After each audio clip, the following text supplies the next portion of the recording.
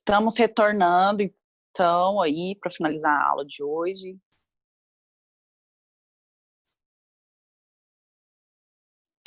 Hoje, que é dia 3 de junho de 1900. Ai, meu Deus. 13 de junho de 2020, tá? Segunda parte da aula de hoje. A gente estava falando da substituição recíproca, onde os herdeiros são substitutos um do outro. Os herdeiros são João e Maria, na ausência do João, a Maria herda, e na ausência da Maria, o João herda.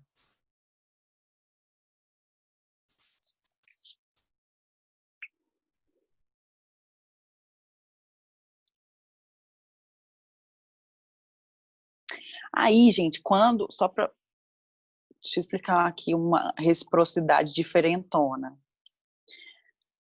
Aquela substituição do 1950, ela é diferentona. Olha lá, você vai ler o artigo, vamos ver se você entende sem eu explicar.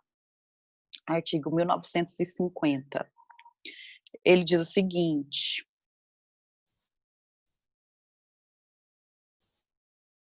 artigo 1950 do Código Civil. Se aqui é recíproca também, só que olha só, ela tem uma diferença. Se entre muitos co-herdeiros ou legatários de partes desiguais for estabelecida substituição recíproca,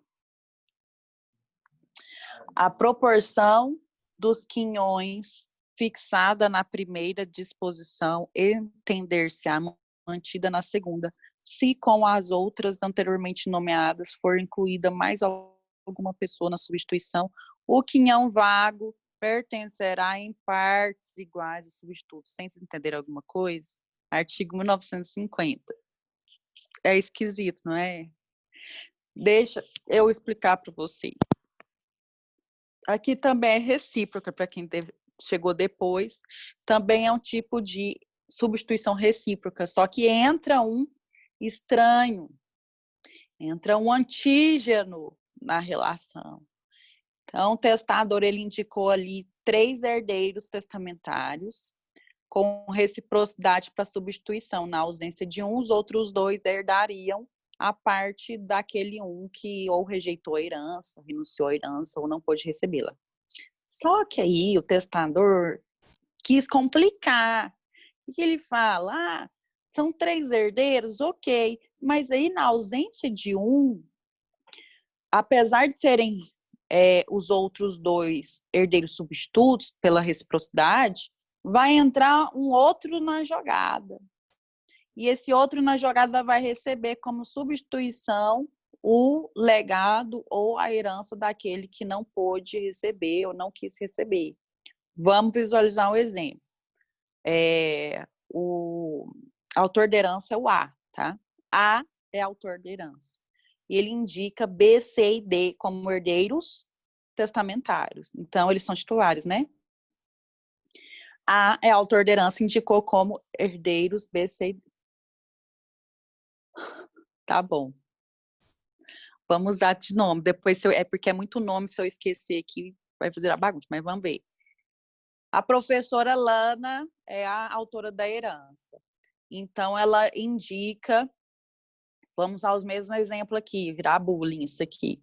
Francisco, Thalita e Ana Paula como os 3 herdeiros dela no testamento.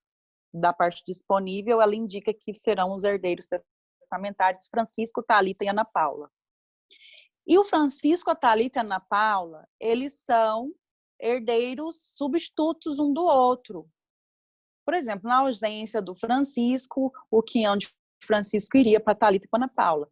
Se a Ana Paula renunciar à herança, vai para o Francisco e para a Thalita. Essa é a substituição recíproca que a gente está estudando aí, o exemplo típico. Só que aí, lá no 1950, o legislador inventa moda. Ele fala assim, olha, os titulares são Francisco, Thalita e Ana Paula, só que eles serão substitutos um do outro, só que na ausência de um deles, o fato de um deles rejeitar a herança, renunciar à herança ou não poder receber, vai substituir junto com os demais o Charles. Então, eu tenho 3 herdeiros titulares, Francisco, Ana Paula e Thalita, que são substitutos recíprocos. Só que se precisar substituir um deles, além dos substitutos recíprocos, que são os outros titulares, vai entrar o Charles.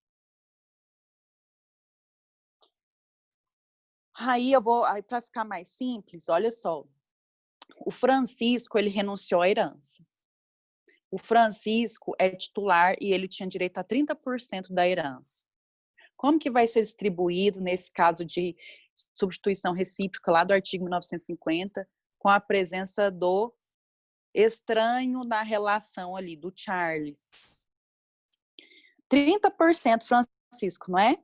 Vai ter que ir para os substitutos, que são a Thalita, a Ana Paula e o Charles, que entrou só na substituição. O Charles não é titular, igual a Ana Paula e a Thalita, mas ele entrou como substituto junto com elas. Não era 30% que vagou, o quinhão que vagou, que foi renunciado, onde o Francisco não quis saber da herança, não era 30% da herança, divide em partes ideais, ou seja, 10% vai para a Thalita, 10% vai para a Ana Paula e 10% para o Charles. Certo?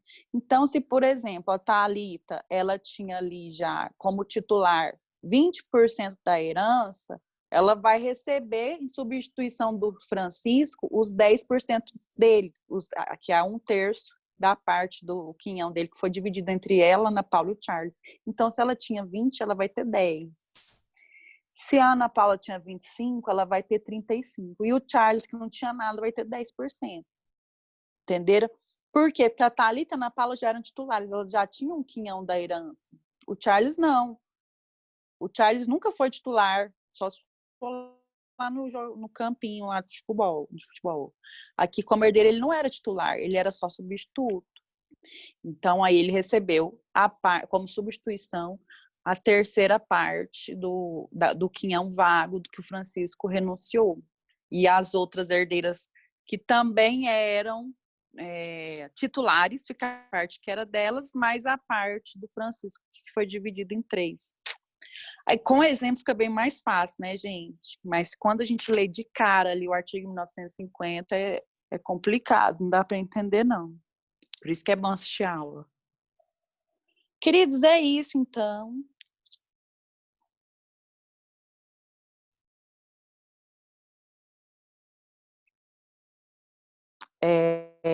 Alguma dúvida, bebês? Podemos encerrar?